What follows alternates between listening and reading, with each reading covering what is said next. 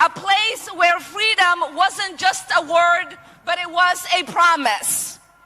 I arrived here when I was 12 years old. I could have never imagined the day would come when Congresswoman Ilhan Omar stepped into a charged political moment at the No Kings protest in St. Paul, delivering a speech that fused anti-war messaging with a broader warning about what she views as a breakdown in constitutional governance under Donald Trump. To understand the weight of her remarks, you have to situate them within the scale of the protests themselves. The 2026 No Kings protests were not fringe gatherings. They represented one of the largest coordinated protest movements in U.S. history, with millions rallying across thousands of cities against policies ranging from immigration enforcement to the war in Iran. In Minnesota alone, tens of thousands turned out, making it a focal point for high-profile political voices like Omar. The Guardian +1. At the core of Omar's speech was a constitutional argument. Her claim that Trump is brazenly breaking the law is not rhetorical improvisation. It aligns with her consistent position that the Iran war lacks proper congressional authorization. She has repeatedly argued that initiating military action without approval from Congress violates the War Powers Framework, effectively bypassing the legislative branch's authority over war-making decisions. Make sure you listen till the end, otherwise, you might miss it when it cuts off.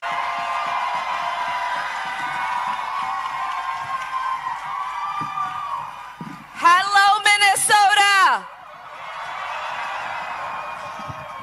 It is so incredible to be here with you all as you show the country just how courageous and dedicated and resistant we are.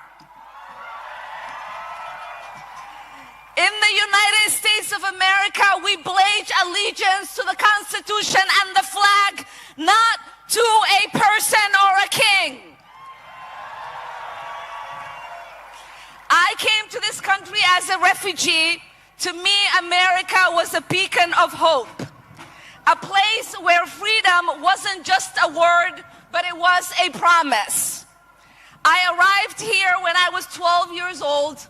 I could have never imagined the day would come when we were staring down at this kind of creeping authoritarianism in the United States of America.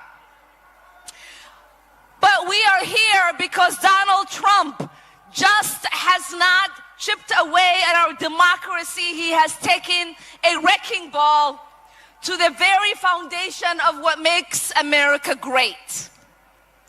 He has tried to intimidate Minnesotans. He has tried to make us afraid. He has tried to divide us. But we stood strong. We have had each other's back, and we have never bent the knee. Because in Minnesota, we are built different. We do not cower to bullies. We are Minnesota strong. What we are seeing right now is bigger than what is happening here. Operation Metro Surge was just the tip of the iceberg.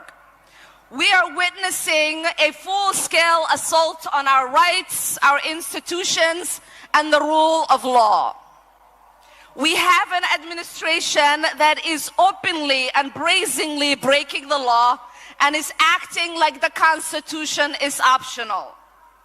And while they are doing that, they are shamefully and blatantly lying about every single thing they are doing. There were hundreds of millions of dollars in oil futures traded just minutes before a sudden reversal in U.S. policy towards Iran. This is not a coincidence, it is corruption. At DHS, we got a reckless spending spree, planes, vanity projects. It's like a billionaire's midlife crisis, except the American people are paying for it. While the Pentagon keeps failing its audits year after year, somehow they are able to find the budget for steak and lobster. And we know that what Trump calls strength his idea of liberating women in Iran is to bomb and murder school children. They are pushing for the SAFE Act to disenfranchise millions of voters because they know they are not going to win a fair election. They are floating an illegal takeover of places like Cuba and Greenland like it is some kind of a real estate deal. And under the so-called anti-war president, we have now seen the launching of military operations in Iran, in Venezuela, and in Ecuador. Just a couple of weeks ago, they told us that they blew up a drug trafficking camp in Ecuador, and it turned out to be a dairy farm. A dairy farm. This is what incompetency and unchecked power looks like. It is reckless, it is dangerous, and this is not what our country will stand for. But I still have hope. I have hope in every one of you that is here today. I have hope in people across this country. We are going to speak up. We are going to continue to show up. Because we refuse to believe in a future ruled by fear, corruption, and chaos. We are not a country of kings. We are a country of laws. We are a country where people look out for one another. And we are a country that will fight peacefully, powerfully, and persistently to protect our democracy. I love you, Minnesotans. Thank you so much for being out here.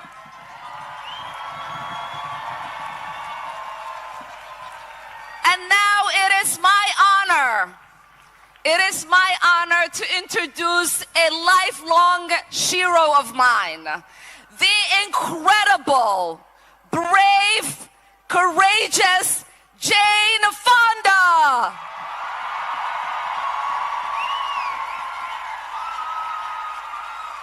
What she's doing here is invoking a foundational principle of U.S. governance, separation of powers.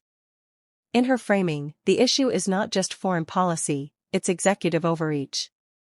By saying Trump is acting as though the Constitution is optional, Omar is drawing a direct line between military action abroad and democratic erosion at home.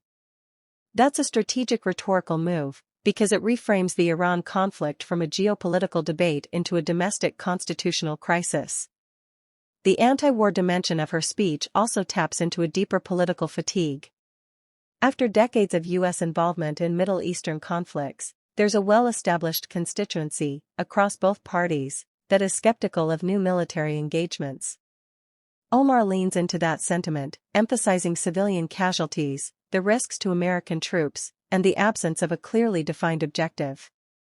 This aligns with broader protester concerns, many of whom describe the Iran conflict as unnecessary or destabilizing.